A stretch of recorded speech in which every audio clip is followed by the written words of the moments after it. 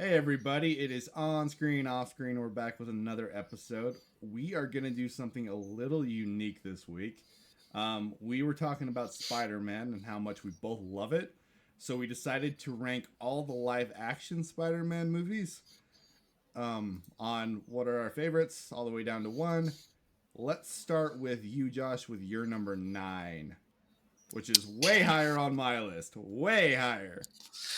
All right, my number 9 is the least controversial opinion I think that may have ever had. It is by far the worst live action Spider Man.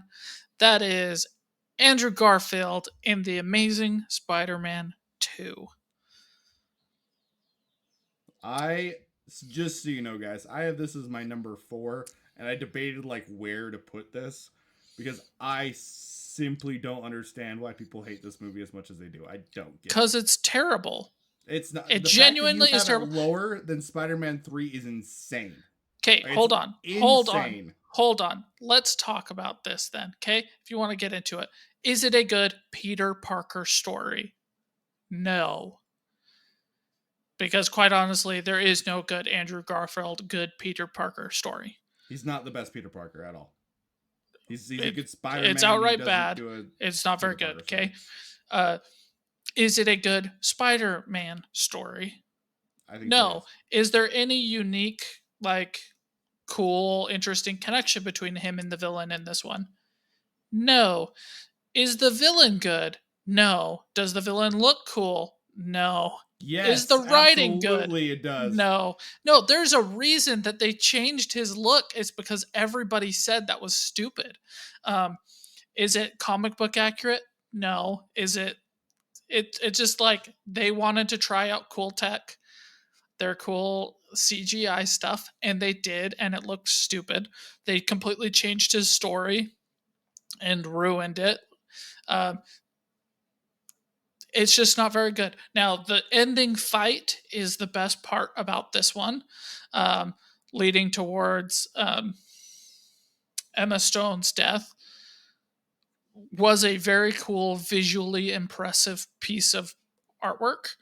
Uh, the fight in the Times Square is a great idea, but was terrible in practice, except for the scene where he's saving the people from touching the railing. Like, that was a very cool touch that they did to it, right? There are some positive pieces in this.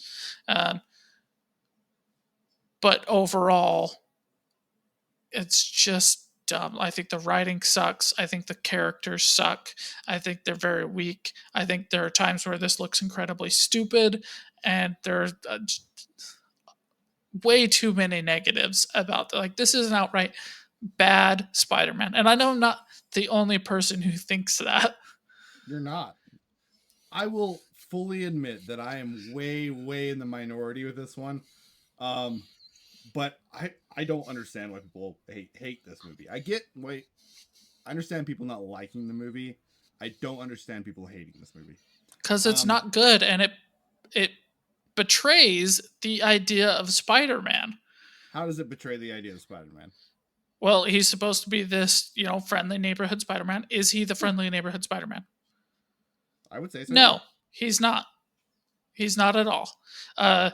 There's stuff he does that is just incredibly stupid and doesn't make sense. So, him fighting the Rhino in the opening scene, where he is literally letting people get hurt and dying because he wants to make some quirky remarks. The Rhino scene is the worst part of the movie, and I'm talking No, about it. To me, it's the worst part of the movie. The Green Goblin is the worst part of the movie. This is the second worst part of the movie. Completely disagree. None of the villains are good. None of them are interesting. The writing is all really, really weak. Like, this movie is so bad that the director called it out for being bad. Spider-Man, Andrew Garfield, called it out for being bad. And the Aunt May actress said, the only reason I am doing such a bad piece of work is because I owe the producer a favor. I know, you told me that. I remember you saying that. I disagree. one, I actually like Electro, and I like the way that Jamie Lee Fox plays the character. I think he does a pretty good job with it. Um, I think Harry is played well. I think the Green Goblin is played good enough. I don't think it's great, but it's good enough. It doesn't feel like a super negative to me. It's not super positive. It's good enough. Um, I think the Electro character looks super cool. I think the music that's in this movie is genuinely awesome. Like I really like the music.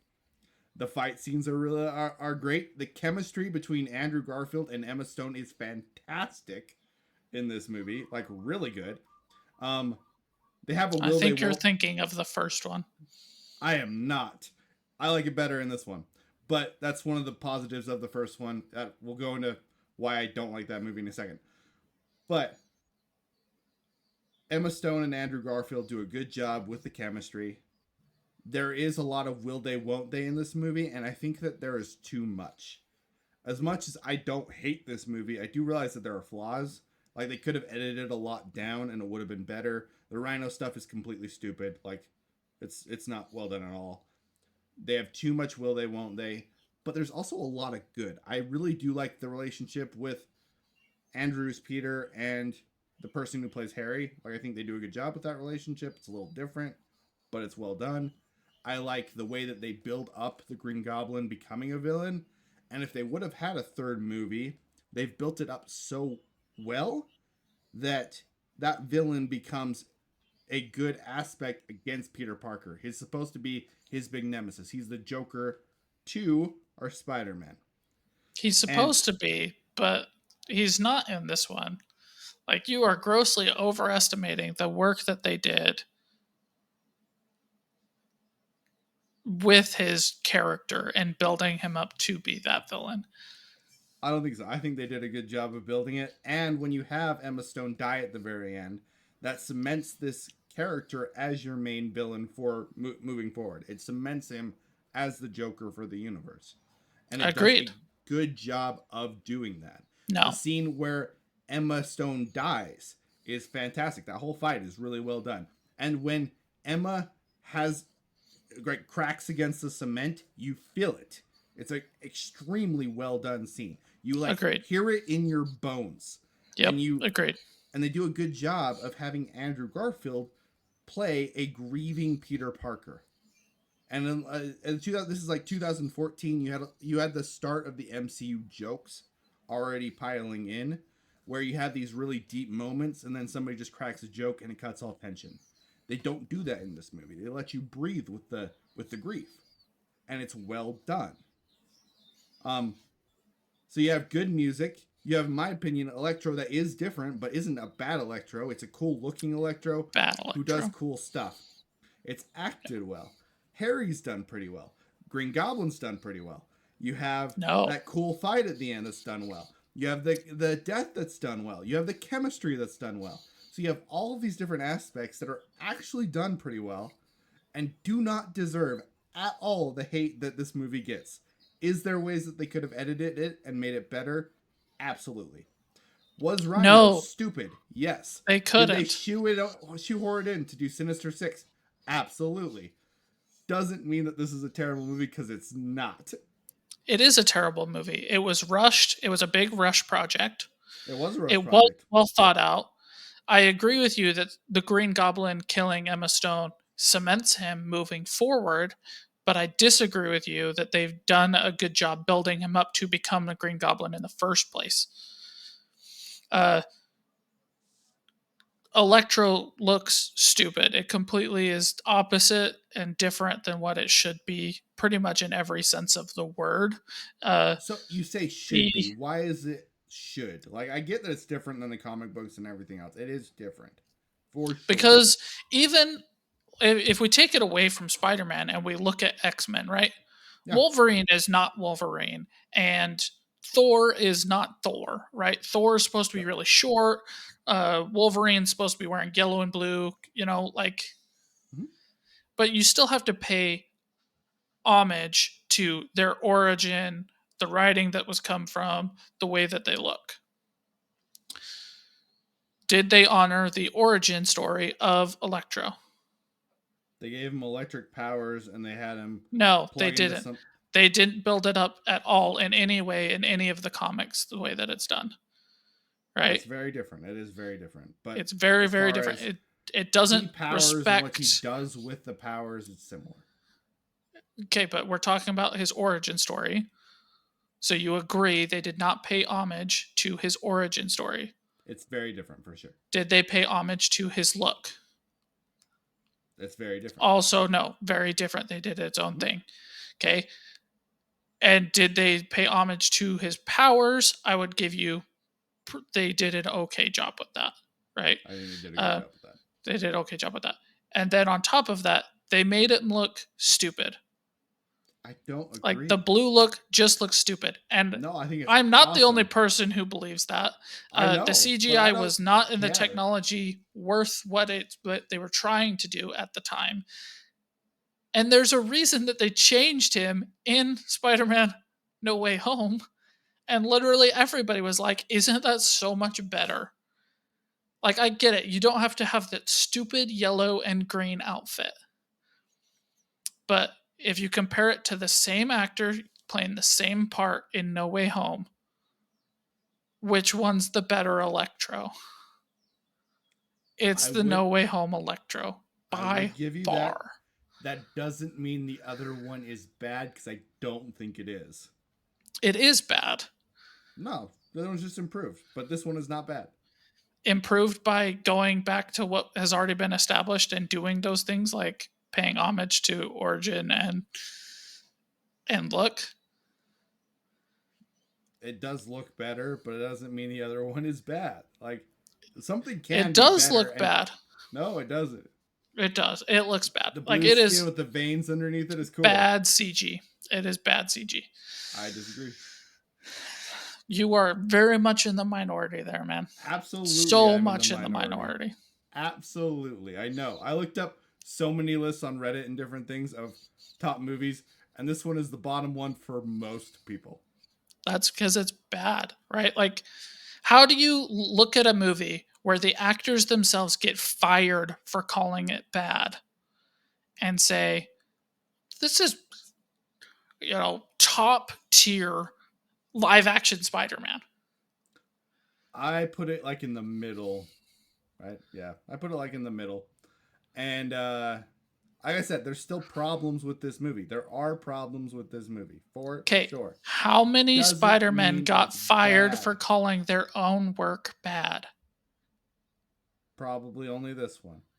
Only this one. And it's an actor that, while I personally don't always love, have great respect for. I think we can agree Andrew Garfield is a pretty freaking good actor. Yeah, there's times where he shows up and he kills it. Yeah, absolutely. Like Hacksaw Ridge is fantastic. We know this guy can act. Yeah. And he comes out and says that this is a bad project. How often do actors talk bad about their own projects? Not in hindsight, in the moment. Very, very, very rarely. And you have that here. Yeah, I disagree with him. I disagree so hard. So hard. I don't get it. I don't get it. I genuinely think it all boils down to it was a rushed project, right? They were trying to get it out early to compete with the MCU, and it wasn't a well thought out project. And you have so much of them spending time laying eggs for future projects that they don't have a full, complete story, and they kind of just fit the rest in.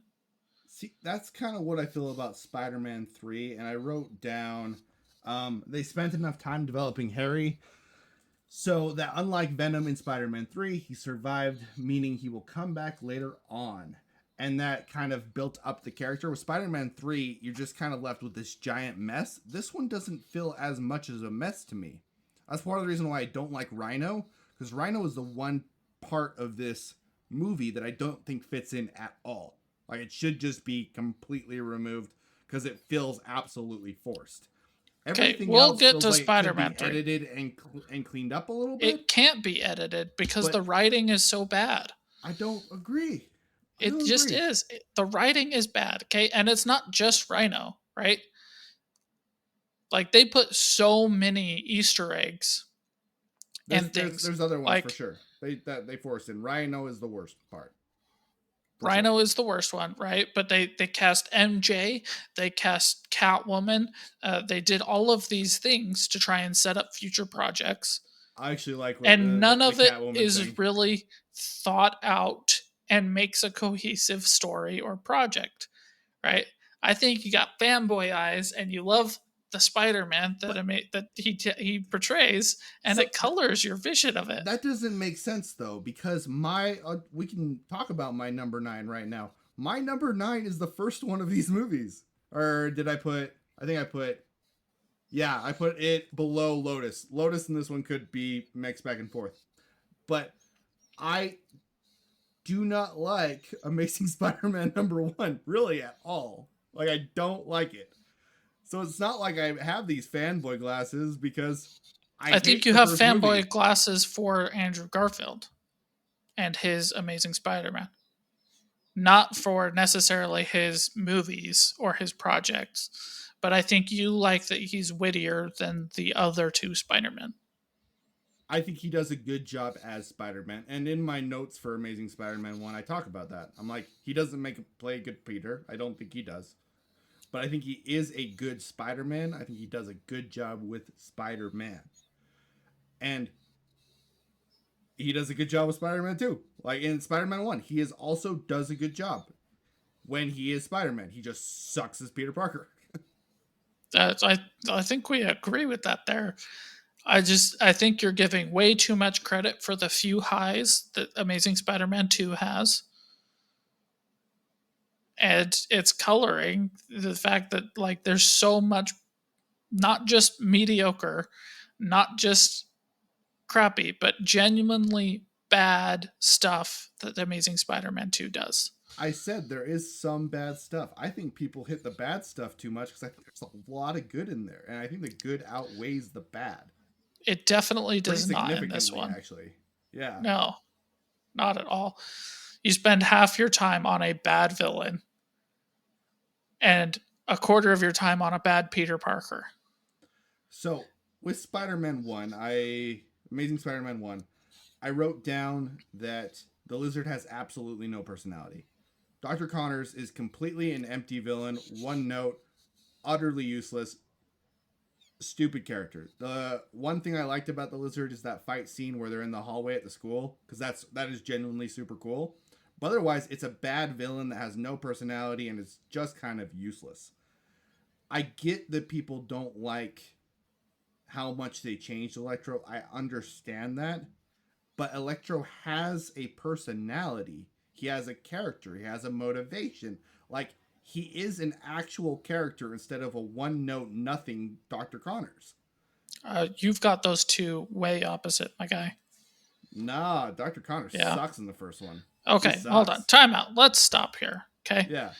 What's your number 9? Let's talk about your number 9. We're going to go Okay, in okay. order here. Okay. Stop Okay. jumping all over. Okay. Spider-Man Lotus is my number 9, and my number 8 is Amazing Spider-Man number 1. I could switch these.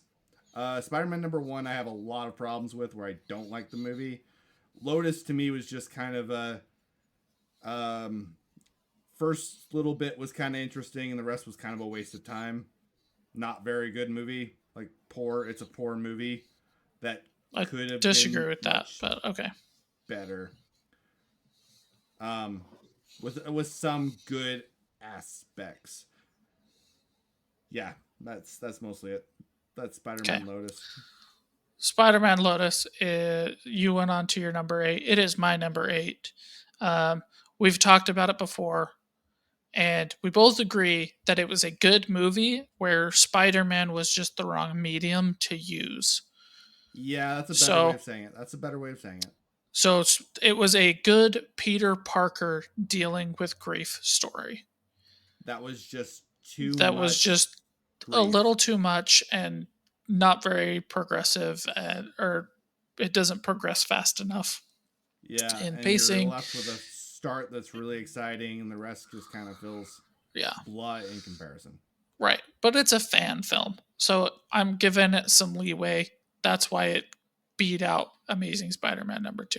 Now, as we talk about the Amazing Spider-Man #1, right, you have a guy who's a well-known scientist that Peter Parker has a personal connection to who wants to improve the human race. He has a motivation, he has a reasoning, right? He has a story. It's a stupid reason to want to become a lizard, but it is something, okay? And you talk down about Amazing Spider-Man #2, but what do you have in Amazing Spider-Man 2? You have a weeby loser engineer who, let's be honest, he's an engineer working at Oscorp, so he probably makes pretty freaking good money, who Probably. is a fan of of Andrew Garfield's Spider-Man because he helped him back up that one time, and then falls into a vat of eels and is irrational and erratic and throws a tantrum. And And he so decides that he wants to Spider-Man be has to have stand power and against stop him. being picked on And all the so he time. throws a bigger tantrum. And you call that So a big. That's what happens. That is literally what no, happens. He literally he is goes and he's like, Spider-Man, look at me. sick. I'm cool now. And Spider-Man's like, you're hurting people. I have to stop you. And he goes, well, if you're not going to be nice to me and respect me, then I'm going to throw a bigger tantrum. He's sick of being made fun of. He's sick of being belittled. He's sick of everybody. And he finally has his hero who he's like, come on, look at me. Be like, I'm trying. Come on, come on. And the hero also like seems to belittle him. Does he overreact? Absolutely. For sure. Without a doubt. He overreacts. But he overreacts because everything's been built up against him for a very, very, very long time. But it hasn't been. And That's how he like takes it. He it's takes it as it's bad. built up against him for a long, long time. Yeah, he's a victim blaming, tantrum throwing villain. He And is a I victim strongly blaming. oppose that you call that a better villain story than Then the razor thin one than it is in the first one. so with the first one, he does want the typical lizard thing. Like he wants to be able to grow limbs back and help people out and blah blah blah blah. But he's just a one note character in absolutely every way. There's not like the actor doesn't do a good job with it. The lines aren't well done. It's just a one note. This is lizard. This is what lizard does. Blah blah blah blah blah. Yeah, I agree.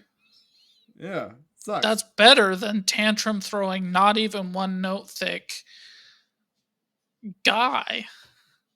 Then guy who comes to power for the first time in his life and decides that he's going to use that power and nobody's going to take him down again. Yeah, because he's a tantrum throwing guy.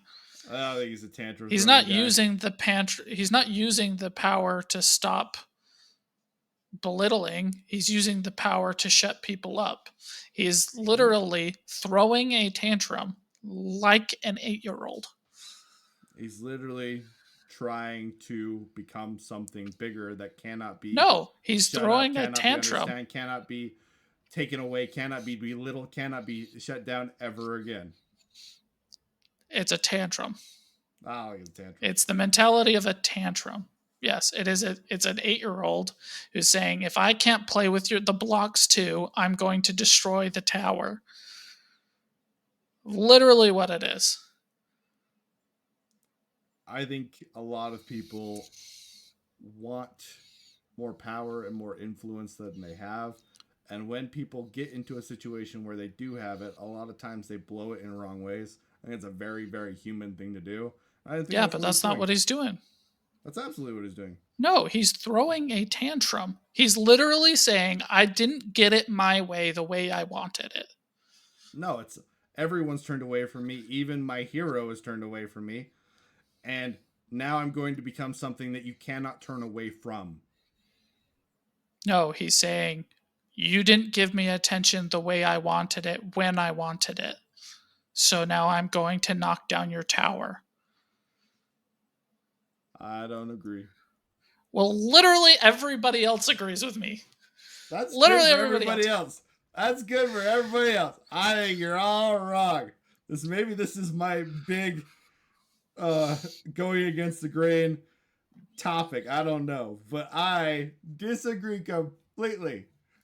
Well, you're just. I'm sorry, man. You're just wrong. Like I'm Nah, glad you find good stuff in it, and you're willing to look at the project and find those grains of sand. But like, I have the creators themselves on my side, and I'm sure that there's going to be some people that say I am overly harsh on it. But like, I feel like most of the live action Spider-Mans fall in the good range, not just pretty good, but good.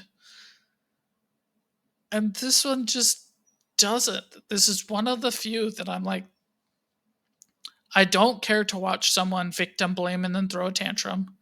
I don't care to see a betrayal of the already created works. I don't care to see some bad CG. All for what is honestly a really cool like special effect moments in the Times Square moment and the fight at the end. do you Right? like or do you like the music? I don't. We didn't really get to that. What do you think about it? I think it's cool. I cannot speak to it. It doesn't stand out to me as Okay. particularly amazing, but I also can't say it's a bad note. I'm sure it's just fine and it's great. To me, there's no music like the Sam Raimi Spider-Man music, though. There's not. Sam Raimi is better, but I thought It's this one for having an electric villain to do electro dubstep type music and have oh, it I turn out hated as that. well as I thought it was cool. I thought it was a cheesy little thing. Okay, I didn't I hate thought it was it. cool, and I thought they did it well. Like that I could have thought been, it was a it could have cheesy been little thing. cheesy No, I and think it bad, was. but I think it's cool. And like the fight at the end where he's connecting to the different electric towers, and each one has different music notes. Freaking cool! I thought That's it was where it hit cool. the cheese. That's where the I cheese hit. That's where it was aggressively cheese. love it. I think it's awesome. Straight up Caravan of awesome. Garbage calls that part out as even being unbelievably cheesy. I think it's cool, and it works with Spider-Man because Spider-Man's a little cheesy, and I freaking love it. I love it. Okay. Well, I'm Anyway, glad you loved it. I'll go into Spider-Man 1 a little bit more because I this is one like Spider-Man 1. I don't enjoy the movie, but I also don't. I'm not against anybody who does enjoy this movie. Um, That's because it has genuinely good things in it. the only thing I really like about this movie is that one lizard fight in the hallway because that lizard fight is sweet. Like it's genuinely super cool. Um, that and the relationship between Gwen Stacy and Peter Parker. They have good chemistry, and that's the same in the second one to me. I like. No, it I think it's they're not as good in the second one. But you also have like I feel like the witty comments in the first one as Spider-Man are better placed. I.e., he's not letting people get hurt and possibly die just to make those comments. I don't agree with that second part of your statement, but they do a good job with the comments. Andrew Garfield does a good job as the Spider-Man character. My problem with Spider-Man 1 is mostly the Peter Parker stuff. I think the way he gets his powers is dumb. I think the fact that he doesn't change really at all as a character between having powers and not having powers is dumb. I think the That's because whole he's a bad Peter Parker, but is a bad uh, Peter Parker. yeah, The fight scene where he like punches what's his name, Thompson, the guy who's bullying him, um, is bad. It's garbage. I really don't like it hmm at all. Uh, all the Peter stuff, which is a large majority of this movie, is just not well done. Aunt May is fine, but she's not my favorite. I that one's partly because I like the Aunt May in the first original series so much better that it's just bells in comparison, but she's not yeah, terrible. agreed. Um, and then the part at the end that just pisses me off and drives me nuts is where he's shot in the leg and he's like, "I'm gonna limp. I need to limp because I'm such a pansy ass that I just gotta limp." But all of a sudden, everyone's cheering on so I can swing and I can run because they put the machines in the right order. It is absolutely so damn stupid, and I hate it. It is one of my least favorite scenes in movie history. I hate this stupid scene. The first time I watched the movie, I was like, this isn't very good, but whatever. I don't hate it. And then I watched that scene and I was like, screw this movie. This is retarded. Absolutely so dumb. So freaking dumb. And there is there's not another movie in the Spider-Man franchise that has things where I'm like, I actively do not like that. And this movie has multiple parts where I'm like, I actively don't like that. And the Spider-Man getting shot in the leg is the cherry on the top of stupid. I agree with you fundamentally. It's really stupid. Uh, the idea and emotion of, the city coming together to help out Spider-Man, though, is where I give it some credit. Uh, yes, it's stupid. Yes, it's dumb to have the cranes fix everything. Yes, him getting shot in the leg and him limping is not a problem, but him not limping 5 minutes later is when it becomes a problem. Dude, you're Uh, being generous. It is like 30 seconds. no, because he limps to Oh, jump off of it, and then he swings, and then he lands, and then is not limping. uh, Um, so, like, I agree with you there. On a fundamental level, you look at that and go, that is so freaking stupid. it's so bad. But I do like the emotional and the idea that, like, the city is getting behind Spider-Man 2 in that moment. I guess I kind of like that idea too. Is it worth the trade off of the stupidity? No. But Yeah, probably not. yeah, it's the sentiment, I guess, is good, sort of.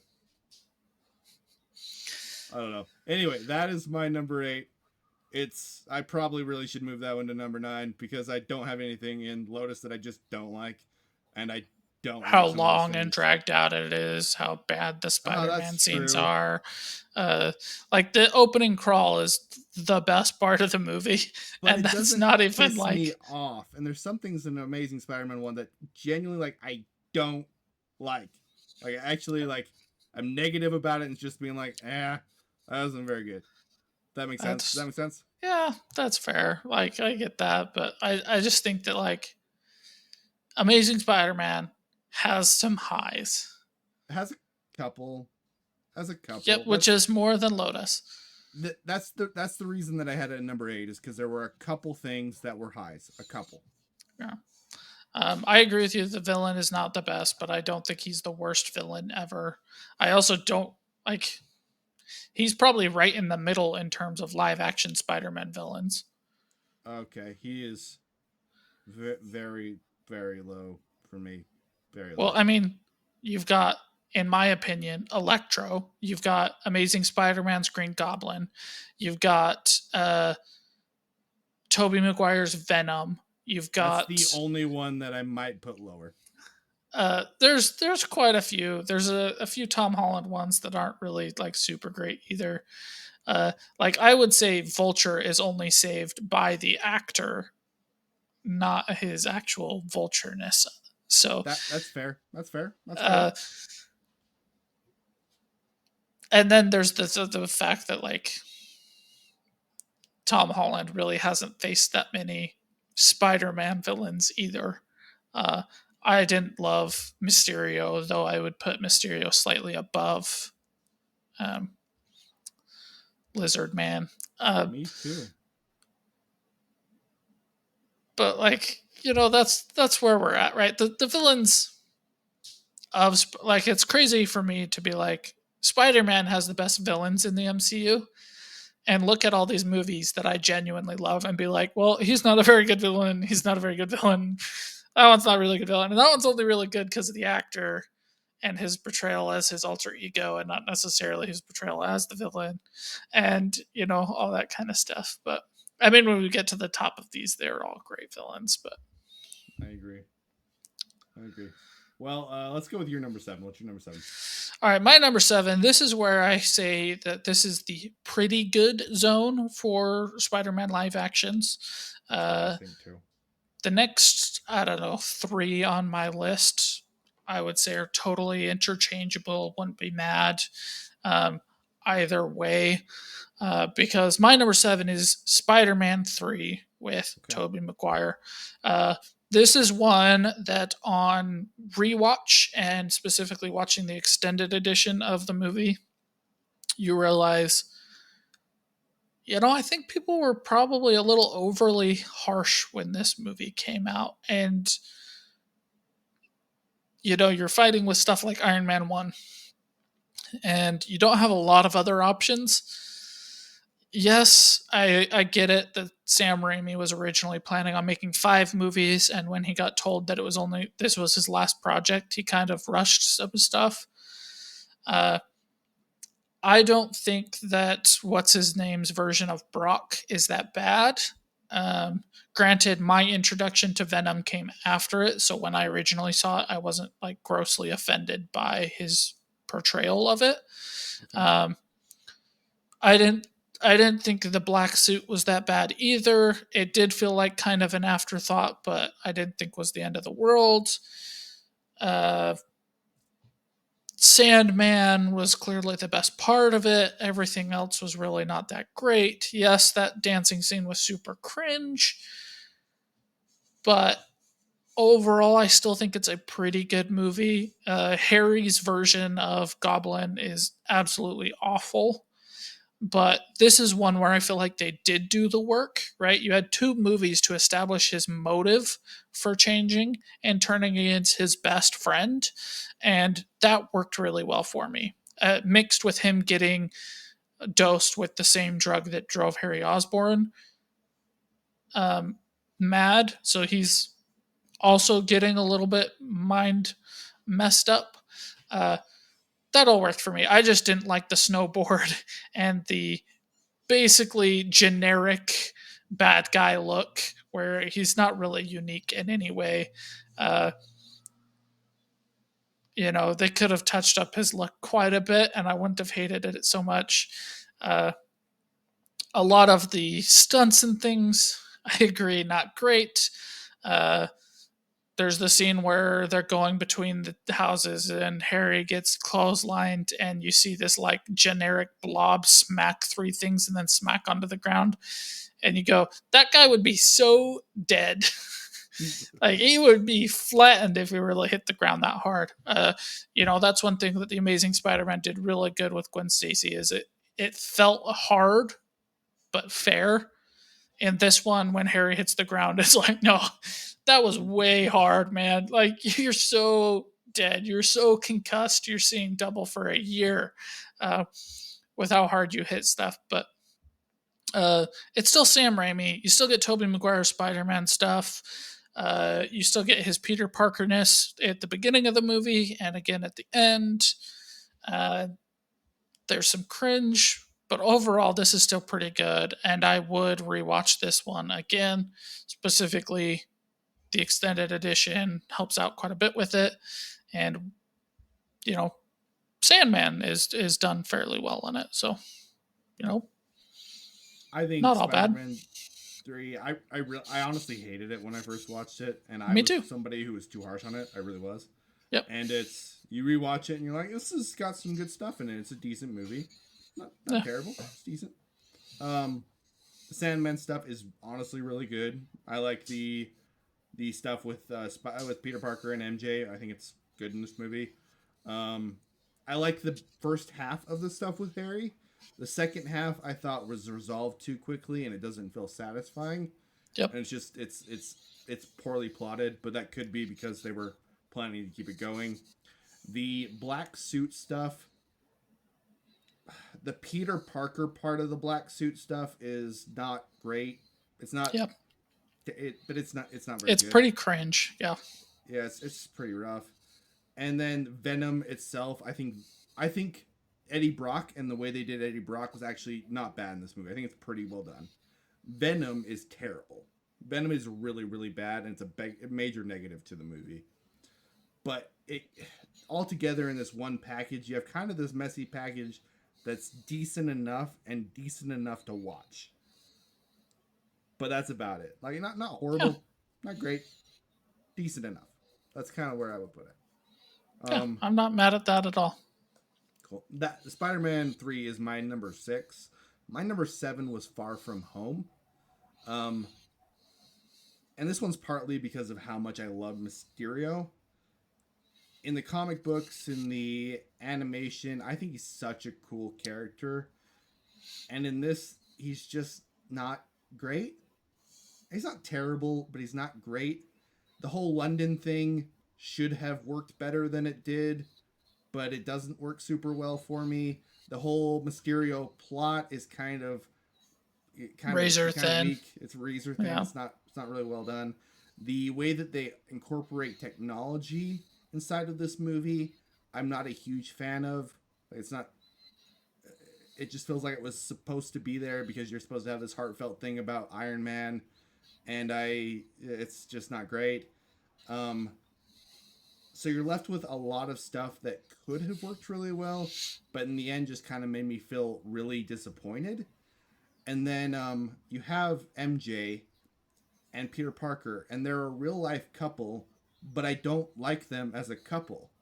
And they're supposed to have really good chemistry because they literally have chemistry in real life, and I don't buy this couple. I don't like the couple. I don't. They are by far, by miles, my least favorite couple in Spider-Man live action movies.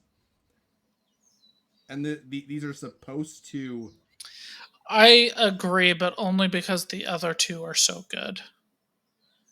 Yeah, Like you're comparing it to two others, and the two others are top tier.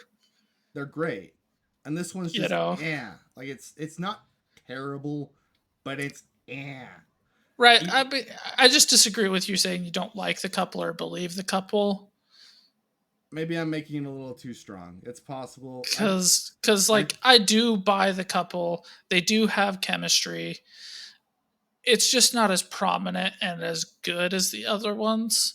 I've Uh, just seen like Hallmark movies where I see them have better chemistry than these two, and they're a real couple. Like it's not terrible. I'm not gonna say it's terrible, but it's not good. I'd put it in the mediocre area.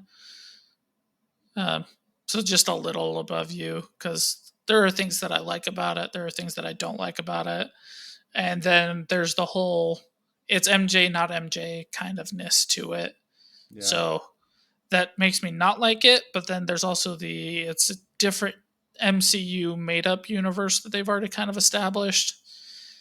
So I give it some leeway at the same time for that reason. And so I just like, I think the other two just do a fantastic job. they do. And this one's fine. Like, I wouldn't mark it as a hit on the movie or a positive mark on the movie. Just kind of middling. That's Yeah. fair enough, honestly. Um, but it just makes it so far from home. Doesn't really have any highs for me to talk about. It's just kind of a blah movie, in my opinion, and a very disappointing movie because I was really excited for this one, and it is kind of blah. I was not super excited about this one. This is what's his name that plays Mysterio? Jake Gyllenhaal. Jake Gyllenhaal. I'm not a big fan of Jake Gyllenhaal to begin with. Um, have liked Mysterio in the past. Um, Seeing him cast as Mysterio, I was not a really big fan of, mostly because I'm not a big Jake Gyllenhaal fan. I've got nothing against him. Uh, he's just really, really famous, and there's not a single project of his that I just go, wow, what an amazing thing that Have I you got seen to see that. Nightcrawler? No. Nightcrawler is awesome. You should watch Nightcrawler. Uh, it's Jake Gyllenhaal. What do I care? Have you seen Donnie Darko? Yeah. Okay, I like Donnie Darko too, but I understand when people don't. That was not my thing. I've seen stuff with him in it, and I've never absolutely hated him. It's just the simple amount of fame he has versus the work he's done.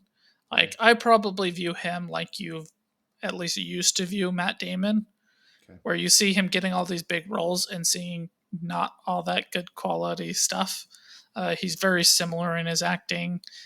He does a fine job, but he's like A-list actor, and I'm like, Absolutely is. he should be like high C's, low B's in my mind, in terms of his skill. But all that being said, I wasn't super excited about that casting choice. Um, so while I liked Mysterio, I also didn't love Mysterio. And I went into this one with a little bit of a grain of salt, mostly because at the time we weren't really sure if we were going to get more Tom Holland Spider Man. There was a big negotiation with the deal between Disney and Sony and arguing about who's worth what and all that kind of stuff. So, again, I was like very skeptical about this movie. And then it came out, and I was like, wow, that was something. Uh, there's some good stuff, right? I think the action sequences are really well done. Mhm. I like fundamentally the idea of him using drones as um, an okay aspect. Uh, I fundamentally disagree with Tom Holland's choice to trust this guy following Iron Man's death, as in he just learned this big thing about responsibility and truth and trust. And we just fought Thanos, and then this guy shows up and he says he's Mysterio, and you go, well, you better have this big ultimate weapon because I don't have the the chops to be responsible enough with it. And I'm like, okay, no. At worst, you're just gonna put it on a shelf and be done with it for a while. You're not gonna give it away to somebody you don't really know. Like, Nope. where was this guy during Thanos? Yep. Where was this guy when we needed all the help, when we needed everybody? Like, no, you have no trust built up with you. It wasn't even another Avenger that you trusted this with. It was some guy you met one time. And that really, really bothered me that he was like, here's this super weapon. Do, do, do, do, do. And I'm like, okay, nah, no, Ridiculous. no. But like I said, visually, very good. The fight between Mysterio and him, there were moments that I was absolutely amazed with the visual trickery that they used the Mysterio doing. Uh, kind of fell apart towards the end, though. I did like the idea that he set Spider Man up and revealed his identity as kind of a last ditch FU to Spider Man kind of a thing. Uh, you've got Jonas Jameson in this one. Can't get too mad at that because That's he's the always best great. thing in the movie is that Uh, right there. you get some shout outs to some lesser known Spider Man stuff, like when he wears the black suit and he does the bag boy thing. Like, that's such deep callbacks that you gotta give respect to, like, the people making this movie love Spider-Man. And even though they can't tell traditional Spider-Man because of it being MCU, but still getting those little inklings in there, you just love them. Um, I think Tom Holland is the best of both worlds. Like we've talked about, I think Toby Maguire is the best Peter Parker. I think Andrew Garfield is the best Spider-Man. And you got Tom Holland in the middle, who's just being Good at not both. quite as good at either of them, but good enough at both that you I get agree with that. some both. Um, and you're dealing with a lot of layers in this movie with it coming off of the Avengers 2. So I give it some leeway there as well. But like I said, I slightly put this one above Spider-Man 3. But next week I could change my mind, and if somebody said no, even Spider-Man 3 is better than that one, I'd be like, okay, fair enough. Like, I can't be too mad at that because it was kind of a big letdown of almost every aspect in terms of Spider-Man. Yeah, that's really what the movie is. Just kind of disappointing overall. Yeah, Like I said, my number 6 was Spider-Man 3, and it's just because there were more positives for me than this movie has. There's a couple moments in Spider-Man 3 where I'm like, that's really cool. I really like that. Where Far From Home, most of it, the great majority of it is just kind of. Fair enough. Totally fair enough. So, your number 6 was Far From Home. What is your number Yep. 5? My number 5 is The Amazing Spider-Man 1. This is my last, I think, of the pretty good zone. I think that they took some chances with this one and they really tried to differentiate themselves from Sam Raimi's Spider Man. And I think that there are areas where that worked out really, really well. And there are areas where that really, really didn't, like when Peter Parker dunks a basketball or throws the football, or is Peter Parker at any point in time in this movie. Um, Other than his chemistry that he has with Emma Stone, they establish it really well. It feels very natural, given the characters that we're looking at. I think it's an origin story, so they do the MCU thing where it's a pretty good villain to establish your character, and it's not a great villain because I think there's only a few superhero movies I would say the origin story villain is a really good villain. Because you got Spider-Man 1's Green Goblin. Yes. The first Batman Begins. No. Absolutely. Oh. No. I'm not a big fan of that. Like, it's a good villain. Don't get me wrong. It's a good villain. But great villain? I don't think so. They spent too much time establishing Batman for it to be a super great villain. I think Liam Neeson does a great job at that role. Scarecrow's kind of an afterthought. Both of them. I really love both of them. Anyway, go ahead. Guardians of the Galaxy 1 yeah, is fantastic. But other than that, I think the rest of them are pretty good. You know, good villains. Not saying bad villains.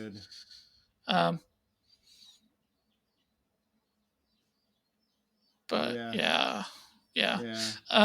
So it's kind of like what I'm saying is like an average villain for an origin story. Yeah. So I'm not too down on Amazing Spider-Man 1's villain. I think it's very good establishing this character. You know, we can, be upset at his portrayal of Peter Parker, but it's consistent, unlike, Spider-Man 3, with a very inconsistent Peter Parker. And it's consistent in the second one. That's definitely the same Peter Parker. It's, it's not Peter Parker that we know and love, but it's the same one that they established. And my reaction to the Amazing Spider-Man 1 when it first came out was, that wasn't my favorite Spider-Man movie, but it gets me excited for what they do next. Like, what are they going to do when they don't have to do the origin stuff? Okay. And like my biggest downside to this one is when they can't say, with great power comes great responsibility. So they rewrite it. I don't even remember what the line is, but they make it something really long and ridiculous. And it's like, we all know what you're doing here. And I know that wasn't an original like Spider-Man comic line, but it's still iconic Spider-Man because of Sam Raimi. And it's better to not say it than to rewrite it, I think. And like even that's not like a big knockdown on it. I was very excited for it to come back out. A few years ago, when I rewatched all the Toby Maguire Spider-Mans, when I first saw the extended edition of Spider-Man 3, I rewatched Amazing Spider-Man 1 and 2, and my reaction to the first one was, am I too harsh on the second one? Because I genuinely am pretty excited to see what they do with this character. Again, even though I knew in the back of my head, I remembered disliking it. So, like I said, it's in my pretty good Spider-Man live action things. It's the top one of my pretty good Spider-Mans. It is what it is. I think it's pretty good. Fair enough. So my next two, honestly, I could switch back and forth. Homecoming is my number 5, and I really debated on this one because I don't they're close to me. I uh I think Homecoming's a pretty decent, enjoyable movie. Like that's where I would put it. It's a pretty decent, enjoyable movie. I The Iron Man stuff isn't my favorite, but it's not terrible. I think the Vulture is pretty good. I do think the actor makes a huge, huge, huge difference, but it's pretty good. Um, Spider-Man and Peter Parker are both portrayed well. It's a solid enough movie. I like MJ more in this one than I do later in the series. Actually, um, everything about it is just pretty good. The writing is pretty good. It's all enjoyable Spider-Man. And that's kind of my thoughts. I don't have a ton of thoughts on Homecoming.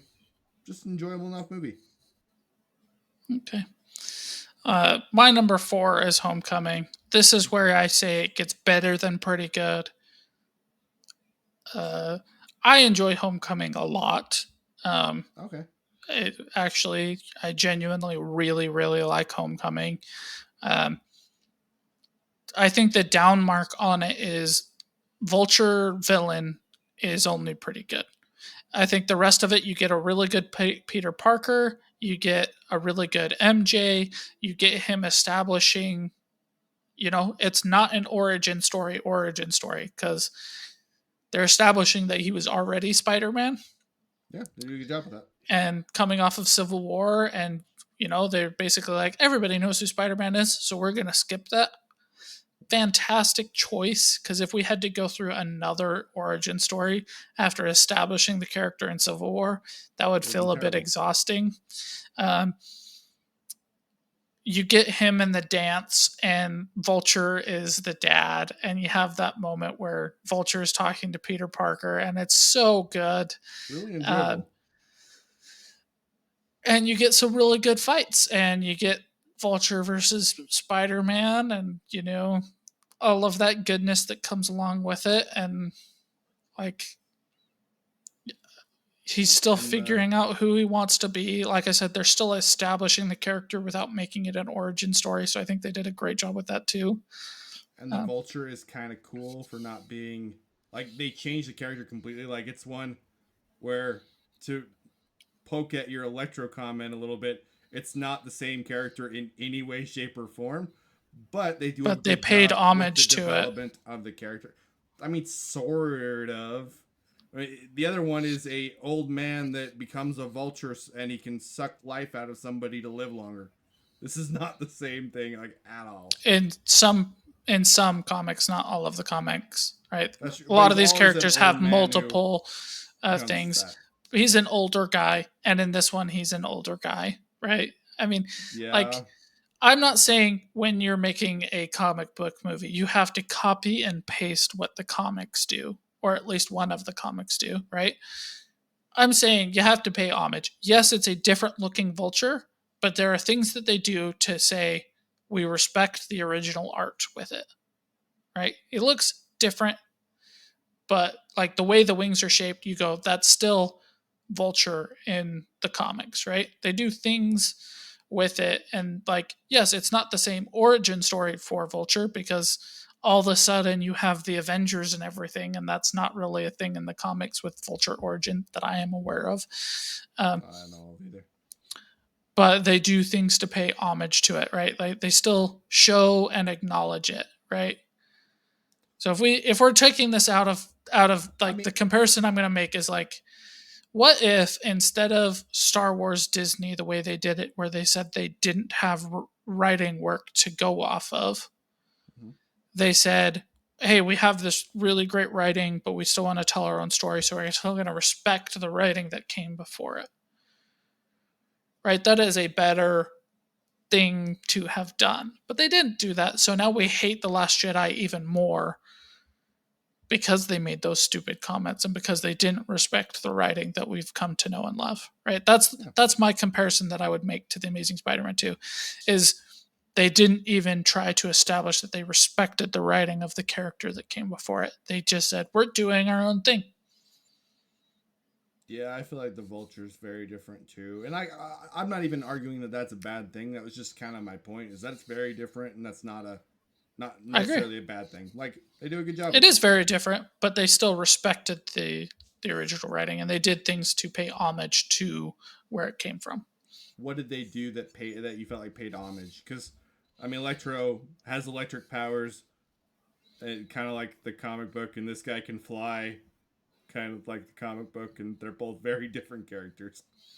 There's different ways to pay homage, right? So the look, Okay. right? So if we say we pay homage to the look, right? The wings of the vulture are the wings from the comic book, right? So the look they've paid homage to, right? Okay. The powers themselves, right? Electric powers and electric powers, yes. Functionality, sure, I'll give you that one with Electro. Vulture, same kind of thing. Yeah. Can fly. Different, Can but the fly. same enough. And There's then some changes. character and character, right?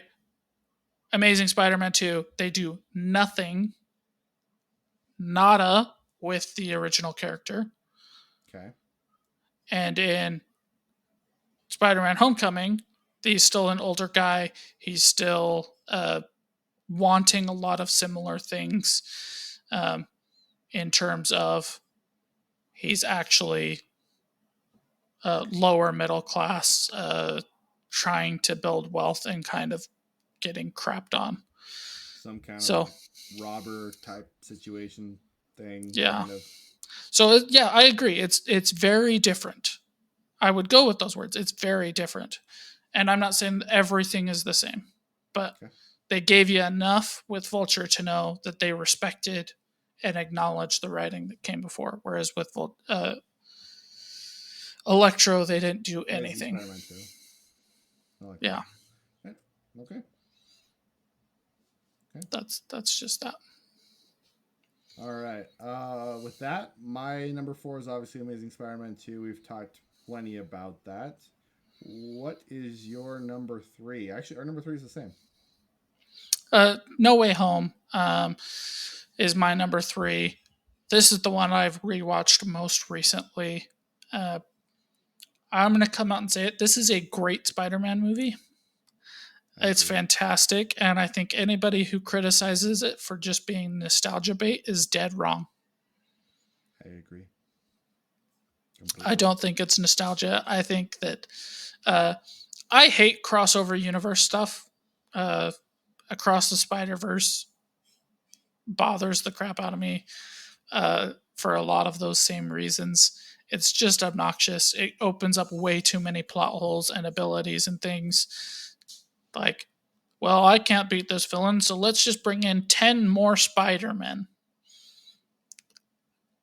You know, like it is obnoxious in that way.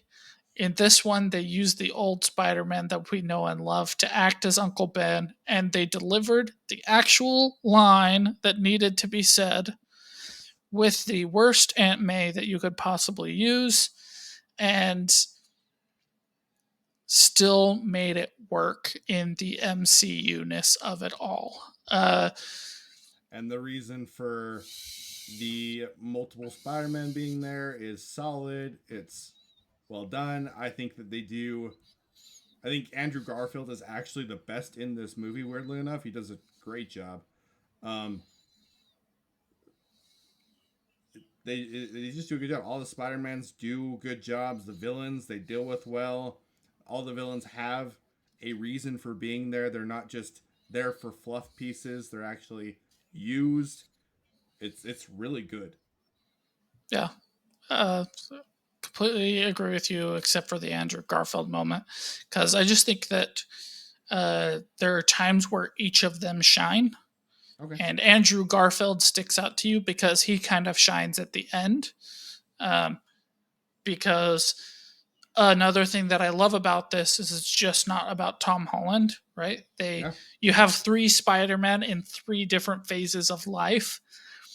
You have the aged, mature one in Toby Maguire. You have the one who just lost Emma Stone in Andrew Garfield, and you have the one who hasn't really lost anything quite yet like that in Tom Holland. And you have the passing of wisdom and the different perspectives from the different Spider-Man going through the different aspects. And it's really, really great. And like, you didn't like Lizard Man, so they stuck him in a truck for the majority of the movie.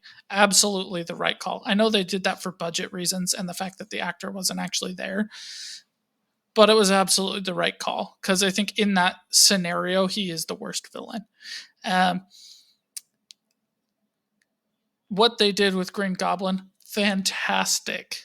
The fact So that well they done. made him the best Green Goblin in Willem Dafoe is the villain of two of our Spider-Man, and in both of them, he did such a phenomenal job that you absolutely love it. Dr. Octavius and the savior complex of Spider-Man and having to deal with that, Some of my favorite things in that fantastic. movie.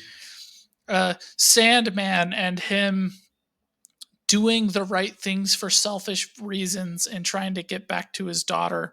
Oh my gosh, so good.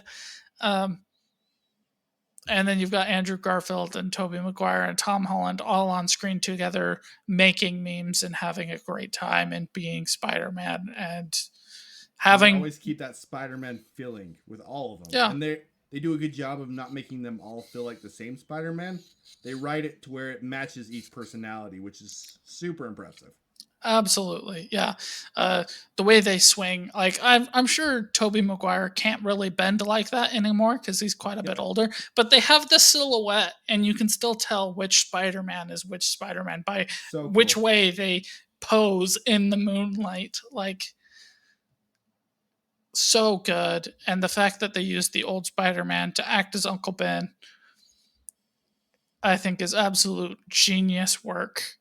Agreed. And it's just so good. Like, really, really great. This one to me is like a 9 out of 10 kind of movie. It is so good. I'd probably give it an 8. I'd probably give it an 8, but still, like, great movie. That's fair. That is Great totally movie. fair. Like, I just like people criticize it for being nostalgia, but I don't think that it's just nostalgia, No, it's and I too don't well think written to it's, just be yeah, nostalgia. it's so good. And like, this is easily the best mini villain Spider-Man things out there. Like, you just don't get that many villains on screen and have it work out, except in this one scenario. Like, I only have one real big criticism of this movie, and it has nothing to do with the actual movie. Oh, I don't love the ending, to be honest. But other than that, Where they forget everything. yeah, Why it's don't you love that? um I think the idea of Spider-Man having to sacrifice something is very cool and very tenant to what Spider-Man is. I think the idea that the answer to this big problem is that everybody's mind just had to go was a little bit contrived. But the But whole reason that the split universe happens because people know he's Spider-Man and he's messing with the spell to make them forget is also contrived. Like, explain to me why a spell about making people forget opens dimensions to other universes. I agree. That whole thing is Like, a little contrived. it's contrived, Yeah. but That's where the the problem is. I guess solution it's is more than not the just the problem. ending. That's true. That's true. That's a better way of saying it. The whole situation is kind of contrived. It's not my favorite, but it's not terrible. I I agree. It's a little bit contrived and it's a little bit too convenient to do what it's doing, but Yes. I don't dislike it because you do get the really cool fight between Spider-Man and Doctor Strange over the box, which was a really Which is cool visual thing awesome. that makes Yes. up for it on its own. Like, my knock against it is the post-credit scene Okay. because I know it wasn't likely, but I really, really like Tom Hardy. I think So he's do I. fantastic and he's a super underrated actor. I agree. And they had laid the foundation that his Venom could possibly be in a Tom Holland Spider-Man movie in his earlier post-credit scene, and in this one they took it away. That is my knock on it, is that they took away Tom Holland or Tom Hardy fighting Tom Holland. That is my knock against it. And Fair it's a enough, because that post-credit would have been scene. sick. That would have I been would have awesome. been so excited about it, and it would have been so much better than the Venom movies that we actually did get. Yep. Because Tom Hardy, you're better than that. But not the topic of conversation here. But yeah, I genuinely love Homecoming, or sorry, not Homecoming, No Way Home. It's enjoyable all the way through. It is. The writing is fantastic. You don't feel like anybody's cheaped out with the villains or the heroes. Like, I mean, really think about that. You have 3 heroes, like 6 villains, and all of them, you're like, the only one they really got rid of was the Lizard Man. Yep. The other ones they improved on in Electro, and the other ones they paid true homage to the characters that they came from and their motivations and everything, and you absolutely love it. I think so good. This is a weird way to say it, but they do such a good job with all of the villains that I feel like they improve on all of them, even when you have a great villain like Doc Ock, who is already so well done. They still improve on him by giving him more greatness. I say they build on it, not improve on it, right? So with Electro, they basically did a 180 where they were like, "Okay, the look is not the right look. That was the wrong call to make. We need to change that." Where the other ones they keep. Where the other ones they were like, "Okay, so the only thing to really build on Octavius is to give him the nanotech." Yeah. And the rest of it is just developing his character. With Willem Dafoe, they're just developing his character. With Sandman, they're just developing his character. Well, so that's a distinction I make between those. And every single one of them, I think, is the right call. Like I said, I think it's the right call that Lizard Doc is in the van the whole time, and we didn't get too much screen time with him because A, he's not the most solid. B, he just needed to be there to kind of be the devil's advocate in a couple of conversations. The rest of them were all there, actually developing and doing really good things with. And I love every second of that movie. It's so good. That's awesome, man. That's awesome. All right, let's go to number 2. Our next ones are all the same. Number 2, and I wrote, this is only number 2 because Spider-Man 2 is basically perfect. I love Spider-Man 1. I think Spider-Man 1 is great. I think Green Goblin is extremely well done. William Dafoe does a wonderful job. The introduction of MJ is perfect in this one. I like Toby and his nerdiness as Peter Parker. It's really good. One of my favorite parts of the movie is when he's figuring out his powers for the first time. And he's like, Shazam! Alakazoom! And it's so Spider-Man and it's so Peter Parker. And it's just so well done. The lunchroom scene, the fight with Flash. All of it is just so all of it good. Is so good. Aunt May is cast perfectly in this. So is Uncle Ben. Yes. We will never get an Aunt May that's better than this Aunt May. I would be shocked. I don't think it's possible. Agreed. Everything about it. The end fight and the implications of the end fight, the way that Spider-Man deals with that last fight, the way Green Goblin dies, everything about it is just utter perfection. I love this movie. I love this movie so much. And Spider-Man 2 is just that much better. But that doesn't mean Spider-Man 1 isn't absolutely freaking incredible. I think you basically said it all. I think the only thing that differentiates these two is Spider-Man 2 has the train scene. Okay. That is the only thing. That Spider-Man 2 has that section where he gives up his powers, which is one of my favorite sections in movie history, period. I love that section. I love the idea of somebody having the choice to not be a superhero, but choosing to be a superhero anyway. When I think about moments where I just kind of don't want to do anything, I have depression, I'm like, I just want to lay in bed all day. when I have those moments, I think of that scene. And like somebody having the choice, he's smart enough. He can just go and be a nerd and go get a job in some lab somewhere, and he'll be totally fine with his life. He can have the girl, it can all be okay. But he decides that he has a responsibility to be something more. With great power comes great responsibility. And that is shown so well in that scene. And it gives me chills thinking about it. I love that scene. I love that scene so much. That scene is the reason why Spider-Man 2 is my favorite superhero movie. Because I freaking love it. I agree with you. It's a fantastic scene. I think Spider-Man 1 has just as many fantastic scenes, but you're also establishing it's an origin story. Um, if you compare villains, right? If you said Doc Ock or Green Goblin, I would put a hair on the Green Goblin side. Oh, Uh, I like Doc Ock a little bit better. I like Doc Ock a ton, but him being Harry's dad and his portrayal of Green Goblin, and you have the parade scene and his ruthlessness, madness, and killing himself with Harry blaming Spider-Man because Spider-Man was the one who It's laid him amazing. on the bed. It's so good, right? And Doc Ock, you just lose a little bit of the personal touch that Spider-Man has with the character, which is still good. They still do a fantastic job with it, not knocking it at all. Like I said, one hair on the Green Goblin side. Um, and then in the later movies, they pay, it still haunts him that happens. And I think that, its impact carries on too. But that thing that really sets it aside, right? The one positive mark I had for Amazing Spider Man is I like the idea of the city coming together with Spider Man. Mm-hmm.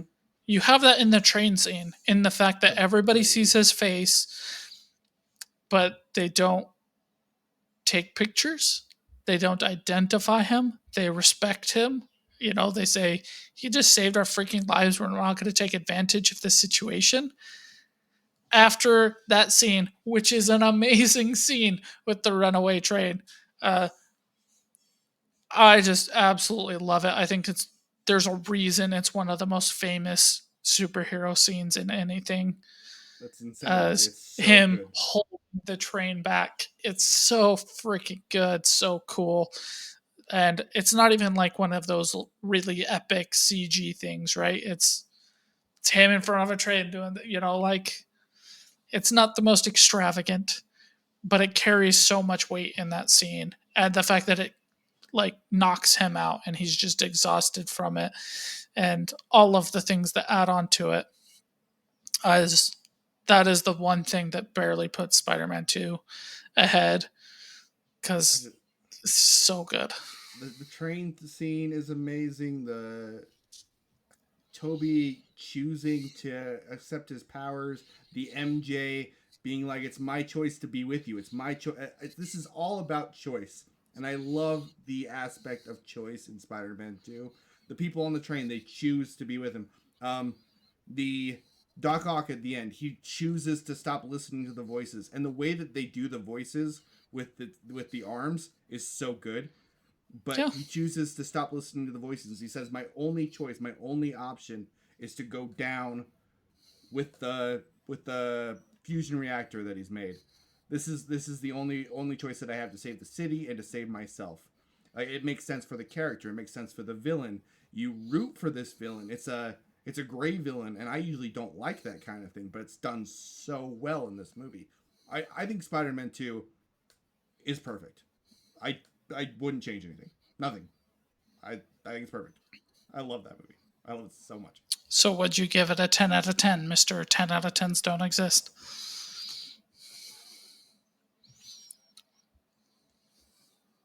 If I there's nothing I would change about it. Nothing. Would you change anything about the first one? Because I wouldn't either. I think it's the best multiple personality villain stories that exists. It's also And it's also about choice.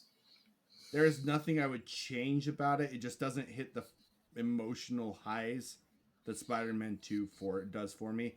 And Spider-Man 2 is about choice for more characters in my opinion. Like the MJ choice aspect at the very end of the movie, I also just love, which isn't quite as much with Spider-Man 1. Um, I don't know if I changed anything about Spider-Man 1. Spider-Man 2 has the emotional aspect that is ingrained in me, and literally, when we talk about movies that changed who we are, that one. Spider-Man 1 didn't do that. I literally love Spider-Man 1, but it doesn't have the impact on who I am like Spider-Man 2 does. Okay, that's totally fair. And would I But give it a 10? I want to admit I break my rule, but I have literally nothing I would change about it. Nothing. Um, yeah, probably. okay, I wouldn't, but I'm proud of you for admitting that a 10 out of 10 exists. I don't want to admit it. I don't like that. Ugh, I feel gross. It gets a 9.9. It gets. I can't give things 10s. I can't do it. You I already can't did. do it. You No, can't take it it's back. 9.9. It's on record. We've got it.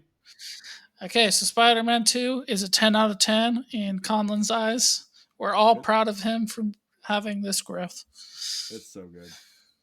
It's fantastic. Absolutely. Anyway, guys, with that, that is our ranking of the Spider-Man movies. I would love to see what yours is. Absolutely. And I feel like our most hot topic one was Amazing Spider-Man 2. Tell me if I'm even kind of right. Am I completely full of crap? Like, absolutely tell me. What is your list? All that kind of good stuff. Thanks for watching. Like, subscribe, all that good stuff. We'll see you next time. See you guys. Bye.